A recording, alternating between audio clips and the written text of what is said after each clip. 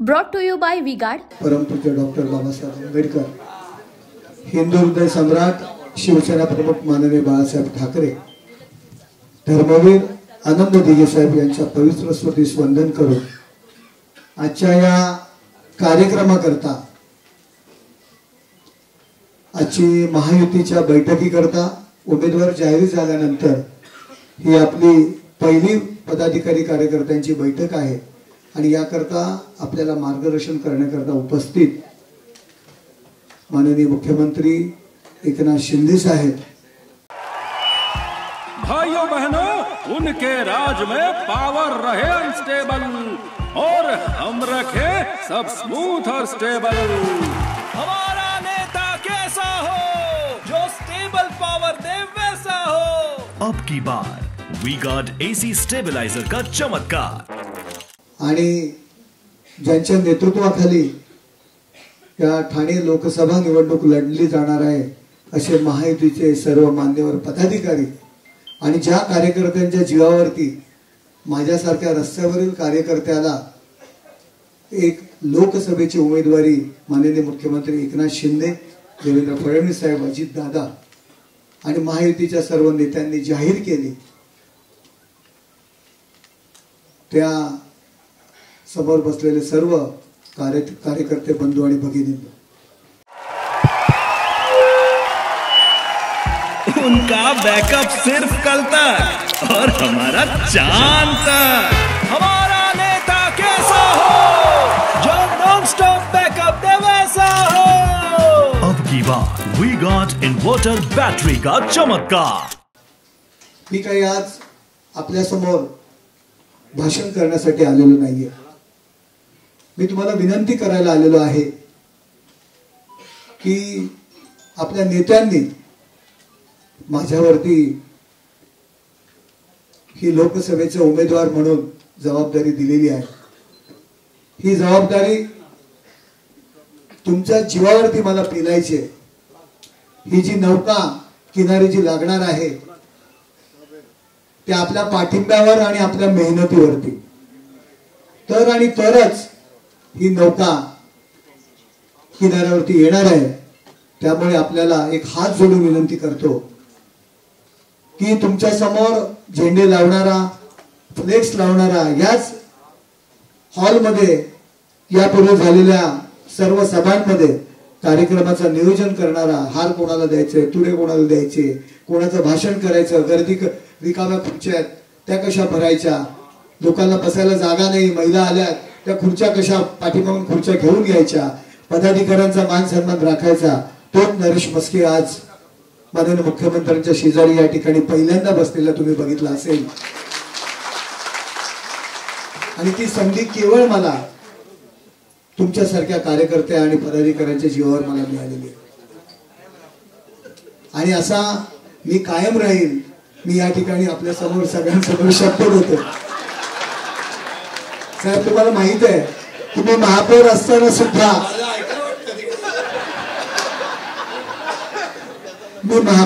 सुद्धा बऱ्याचदा तुम्ही माझा हात पकडलेला आहे की समजा एखादी खुर्ची स्टेजवर नसेल, एखादा नेता आला आणि त्याला खुर्ची आणण्याकरता मी उठलो तर तुम्ही माझा हात पकडलेला आहे, अरे थांबा तुम्ही महापौर आहे। त्याच्यामुळे तुम्हाला तो अनुभव आहे। मला एवढंच सांगायचं आहे की धर्मवीर आनंद दिघे साहेबांच्या मार्गदर्शनाखाली विद्यार्थी दशेपासून या राजकारणात आलो। आता बाहेर मीडियामध्ये बरीचशी चर्चा आहे, मीडियामधील या ठिकाणी लोक आहेत, 2 दिघे साहेबांचे शिष्य उभे आहेत, नक्की कार्यकर्ते कोणाला कौल देणार, नक्की कोण शिष्य जिंकणार? मी तुम्हाला सांगतो याचं उत्तर मला या ठिकाणी द्यायचं। हो, मी दिघे साहेबांचा कार्यकर्ता होतो, दिघे साहेबांचा कार्यकर्ता आहे, परंतु ज्यांनी दिघे साहेबांना त्रास दिला, ज्यांनी दिघे साहेबांचा जिल्हा प्रमुख पदाचा राजीनामा मागितला, ठाण्यात काम करायचं म्हणून ज्यांनी दिघे साहेबांना सूचना दिल्या, ज्यांनी दिघे साहेबांसमोर पर्याय उभे करण्याचा प्रयत्न केला आणि ज्यावेळी आम्हाला संधी मिळाली त्याचा बदला आम्ही घेतला, तो खरा शिष्य का ज्यांनी ज्याला त्रास दिला ज्यांनी त्रास दिला त्याच्या मागे जो उभा राहिला तो खरा शिष्य, याचं उत्तर या ठिकाणचे उपस्थित सर्व कार्यकर्ते देतील. ठाण्यातील जनतेला माहिती आहे, पदाधिकारी कार्यकर्त्यांना माहिती आहे दिघे साहेबांच्या लेखी, दिघे साहेबांच्या दृष्टीने त्या कार्यकर्त्याची काय किंमत होती. दिघे साहेबांच्या नावाने किती शिवशाप घातले जायचे. आज उदाहरण दिलं जातं, आम्हाला काही गोष्टी बोलायच्या नव्हत्या. आम्ही नेहमी आमच्या सोबत असताना प्रतिमा शिंदे साहेबांच्या स्वभावामुळे, शिंदे साहेब सगळ्यांना सामावून घेतात आणि त्यामुळे शिंदे साहेबांनी प्रत्येकाची प्रतिमा सांभाळण्याचा प्रयत्न केला. परंतु ज्यावेळी सभागृह नेत्याचा राजीनामा दिला त्यावेळी दिघे साहेबांच्या नावाने कशा पद्धतीने शिव्या दिल्या जात होत्या उद्धवराव जगताप आणि आम्ही सर्व त्याचे साक्षीदार आहोत. आम्ही अजून आमचं तोंड उघडलं नाही.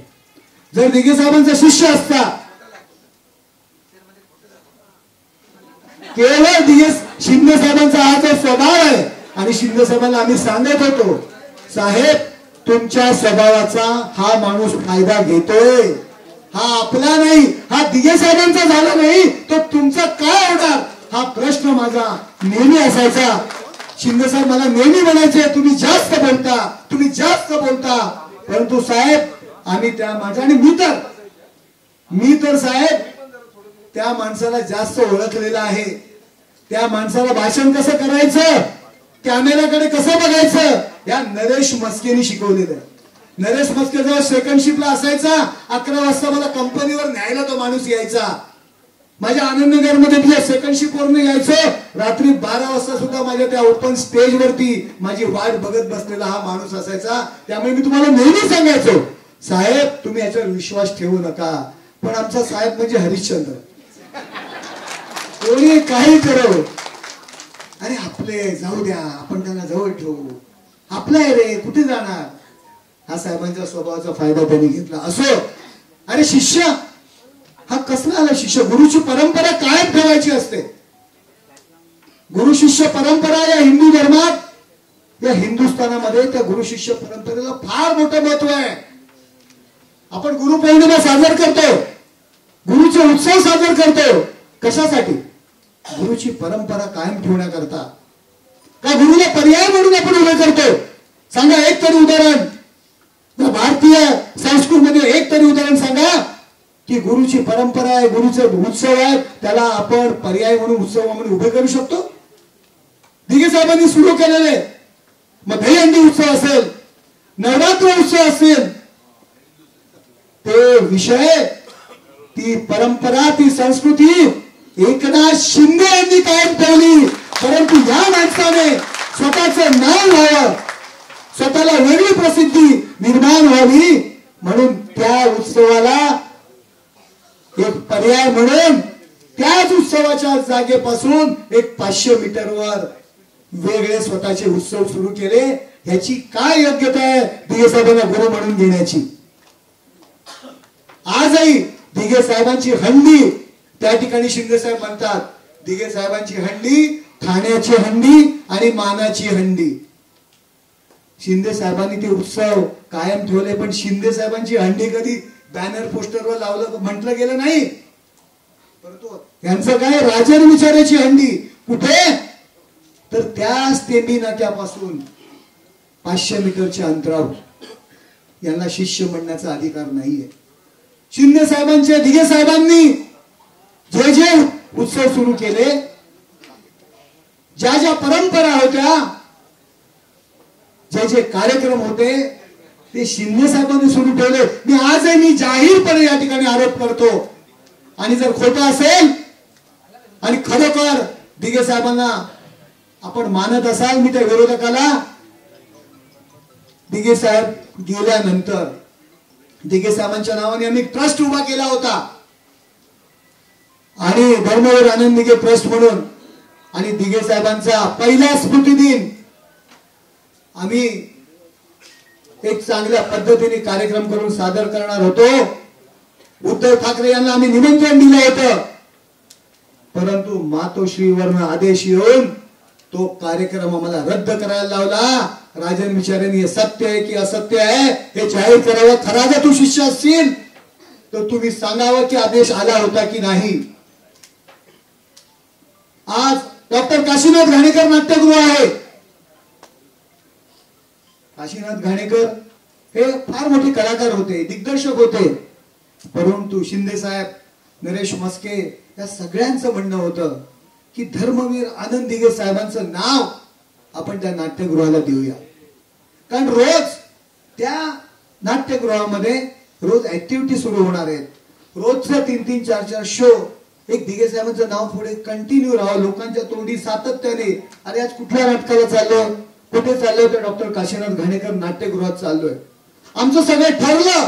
आम्ही ठरावी महानगरपालिकेचा केला होता, त्याचा ड्राफ्ट केला होता, पण त्याच मातोश्रीवरून आम्हाला आदेश दिला गेला की धर्मवीर आनंद दिघे साहेबांचं नाव त्या थिएटरला द्यायचं नाही. तुम्ही दुसरं नाव द्या, कलाकाराचं नाव द्या. आम्ही मागणी केली. साहेब, धर्मवीर आनंद दिघे साहेब यांची भली मोठी क्रेज कलाकारांमध्ये आहे. त्यांनी प्रत्येकाला सांभाळण्याचं काम केलेलं आहे. लोक त्यांना मानतात. परंतु आम्ही ज्यावेळी बाजू मांडली त्यावेळी आम्हाला काय उत्तर मिळाली, काय प्रश्न निर्माण केले ते शिंदे साहेबांना माहिती आहे. अशा पद्धतीने कायम दिघे साहेबांचा छळ करण्याचा प्रयत्न केला. दिघे साहेबांचं नाव पुढे येणाऱ्या पिढीमध्ये कसं पुढे चालू राहणार नाही याचा प्रयत्न त्या मातोश्रीने केला. त्यांच्या उंबरठ्यावर उभा राहणारा शिष्य कसा होऊ शकतो धर्मवीर आनंद दिघे साहेबांचा, ठाण्यातील जनतेला माहिती आहे. आणि त्याच एकनाथ शिंदे साहेबांनी ज्यावेळी मुख्यमंत्री झाले आणि त्या मंत्रालयात मुख्यमंत्री कार्यालयामध्ये धर्मवीर आनंद दिघे साहेबांचा जेव्हा फोटो लागला तो आमच्यासारखा कार्यकर्ता, आमच्यासारखा शिवसैनिक सुखावला. काही नाही आम्हाला मिळालं तरी चालेल, आमच्या शिंदे साहेबांनी आमच्या धर्मवीर आनंद दिघे साहेबांचा फोटो त्या मंत्रालयात लावला. हा प्रत्येक शिवसैनिकाचा आनंद होता. आज संपूर्ण महाराष्ट्रामध्ये ज्या ज्या ठिकाणी जेव्हा शिवसेना पक्षाचे बॅनर्स बनले जातात, शिवसेना पक्षाचे कार्यक्रम होतात, त्यावेळी आमच्या ठाण्याच्या दिघे साहेबांचे फोटो अख्ख्या महाराष्ट्रभर रोज लावले जातात. आमच्या दृष्टीने हे महत्वाचं आहे. आणि आमच्या दृष्टीने जे दिघे साहेबांचा शिष्य शिंदे साहेब म्हणून जे म्हणवले जातात आणि त्यांचे सहकारी म्हणून आम्ही जे म्हणतो, आज आमचा अभिमानाने आमची छाती फुलून जाते. राजन विचारे, आज तू काय आरोप करताय? माझ्यावर आरोप केला जातो की नरेश म्हस्के काँग्रेसमध्ये जाणार होतो. मी इतके दिवस गप्पा बसलो, त्याचं उत्तर दिलं नाही. काय वय वर्ष? रवींद्र फाटक या ठिकाणी साक्षीदार. काय वय वर्ष होतं नरेश म्हस्क्याचं? 24 ते 25 वर्षाचा नरेश म्हस्के. काय राजकीय प्रगल्भता? राणे साहेबांनी निर्णय घेतला. राणे साहेब कोकणाचे होते. आम्ही सर्वजण राणे साहेबांवरती प्रेम करायचो, जसं मी राज साहेबांवर प्रेम करायचो, जसं राणे साहेबांवर प्रेम करायचो. वाटलं म्हणाला, पण तो निर्णय कोणी घेतला नव्हता. या माणसाने त्याचा बाऊ केला. स्वतःची लिडरशिप एस्टॅब्लिश करायची होती आणि म्हणून बुमाबुम सुद्धा यांनीच केली. आणि हा मला कोण घेऊन जाणार, परत घेऊन जाणार माझ्या एरियातून. माझ्या एरियात तो असाही काल आला होता, 300 रुपयांनी 10 माणसं घेतलेली बरोबर, एरियातली 3 माणसं.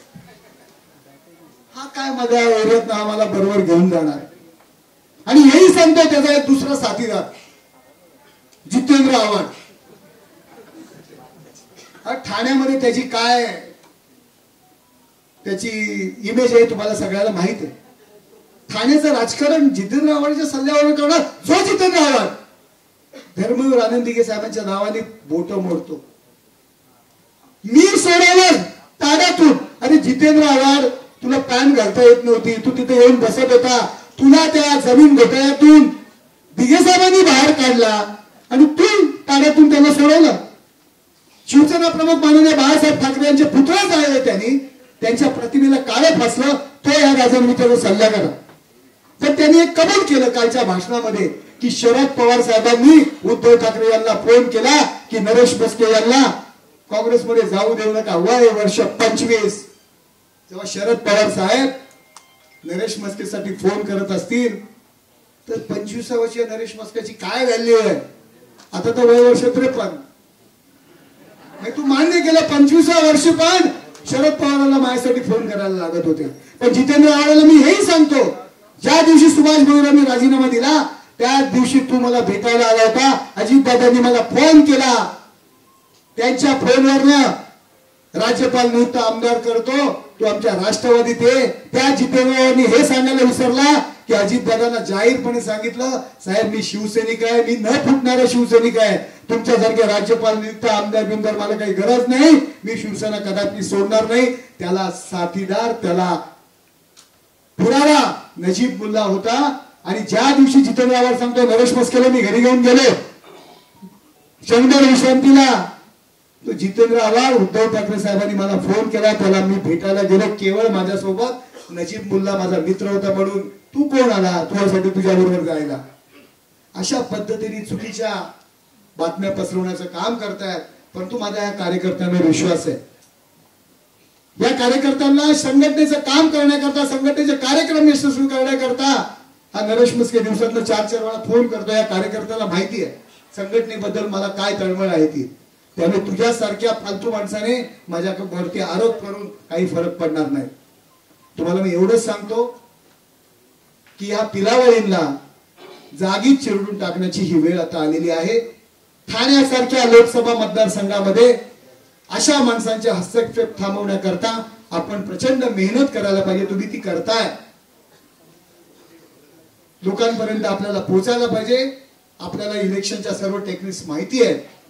येत्या खासदार झाल्यानंतर जो नरेश म्हस्के आता होता तसाच राहणार आहे. काही बदल राहणार नाही. हा शब्द माननीय मुख्यमंत्री एकनाथ शिंदे साहेब यांच्या समक्ष आपल्याला देतो आणि माझी रजा घेतो. धन्यवाद. जय हिंद, जय Maharashtra. Brought to you by V-Guard.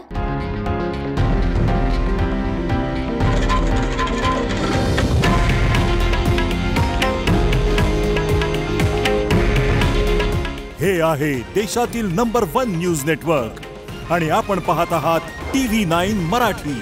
काळजी तुमची, हित महाराष्ट्राचं.